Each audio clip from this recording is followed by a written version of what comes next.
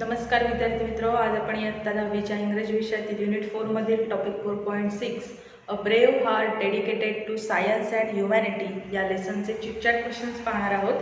First, have you ever participated in or visited a science exhibition? तुम्ही कधी विज्ञान प्रदर्शनात भाग घेतला आहे किंवा भेट दिली आहे का? Yes, last year I along with my friends participated in ward level science exhibition and selected for district level exhibition. Number 2, did you observe or learn any new things there? What are those? तेथे तुम्ही काही नवीन गोष्टींचं निरीक्षण केलं किंवा तुम्ही शिकलात का? त्या गोष्टी कोणत्या? Yes, we observed and learned a lot of there. Everyone was busy in his or her experiment. Everyone was trying to prove something. And we learned that if we work consistently, we can achieve anything in our life. Number 3, scientists have to work very hard and make many sacrifices for years to achieve success in their experiments. Why? वैज्ञानिकांना त्यांच्या प्रयोगात यश मिळवण्याकरता खूप मेहनत घ्यावी लागते व अनेक स्वार्थत्याग करावे लागतात का? Hard work is the key to success. While working on any project, they forget everything around them and concentrate on the experiment while doing so. They sacrifice their health, hunger, family, like hobbies, and then only they are able to carry out the undertaken experiment and get the results of it. Number 4, what is the difference between a discovery and an invention? Discovery आणि invention यांच्यामधला फरक कोणता आहे?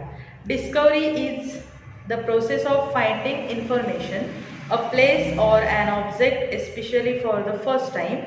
It is an act of finding something which is in existence but not known before. Invention is something that has never been made or processed before. It is something newly designed or created. त्यानंतर question number 1, discuss in pairs and groups about the precautions one has to take while working in the science laboratory.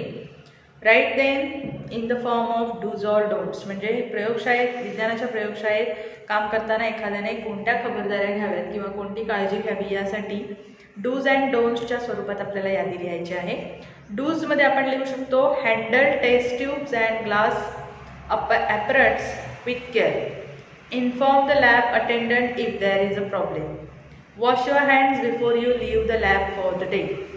Wear appropriate safety attire when in the laboratory, safety goggles, lab aprons, etc. या झाल्या dos म्हणजे ज्या करावयाच्या गोष्टी आहेत त्या. Don'ts म्हणजे हे करू नये यासाठी काय? Don't touch chemicals with bare hands.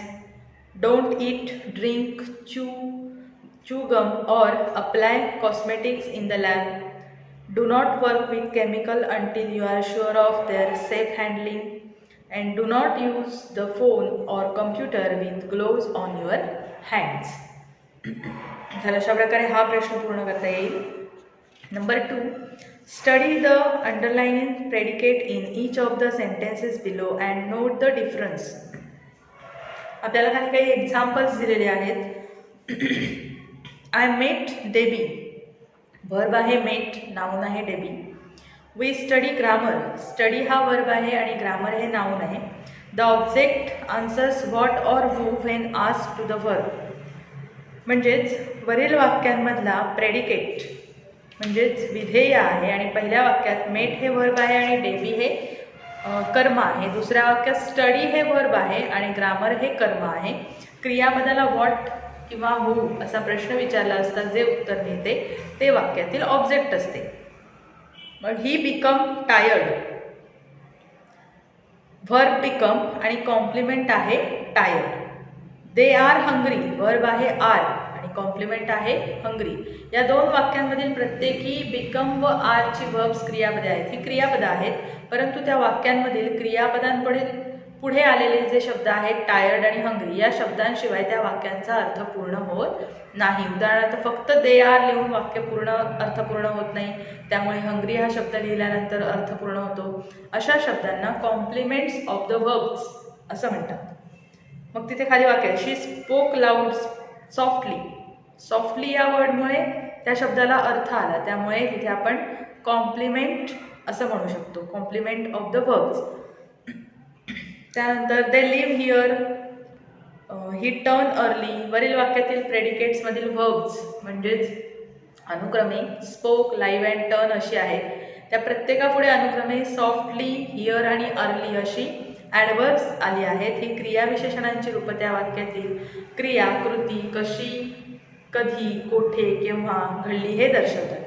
मग त्याप्रमाणे आपल्याला पुढील वाक्यांमध्ये असलेले सब्जेक्ट, ऑब्जेक्ट, कॉम्प्लिमेंट आणि ॲडवर्बियल ओळखायचं आहे. पहिलं बघा सेंटेन्स, ही लुक अपवर्ड्स. त्यासाठी आपण लिहू शकतो complement. My brother is injured. Complement.